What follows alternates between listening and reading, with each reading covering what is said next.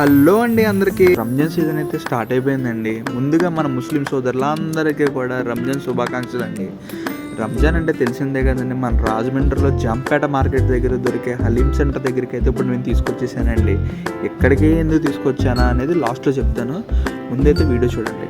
ఇక్కడ వచ్చేటప్పటికి ఏంటంటే అప్పటికప్పుడే వేడిగా హలీం అనేది మన ప్లేట్లో సర్వ్ చేసి దాంట్లో షేర్వా వేసి ఫ్రైడ్ ఆనియన్స్ వేసి దాంతోపాటు నిమ్మకాయ అలా పెట్టేసి మన చేతికి అయితే ఇచ్చేస్తారండి. అలా చేతితో పట్టుకొని ఆ హలీం మీద నిమ్మకాయ అలా అలా అలా అలా పిండుకొని డిప్ చేసుకుని అలా నోట్లో పెట్టుకుంటే నిజంగా టేస్ట్ అయితే మాత్రం చాలా బాగుందండి. భయ్య నిజంగా చెప్తున్నాను, అలా వేడి హలీంని అలా కలుపుకుంటూ నోట్లో పెట్టుకుని అలా తింటూ ఉంటాయి భయ్య. చిన్న చికెన్ పీసెస్ ముక్కలు అలా నోటి తగిలైతే మాత్రం చాలా రుచిగా ఉంది భయ్య.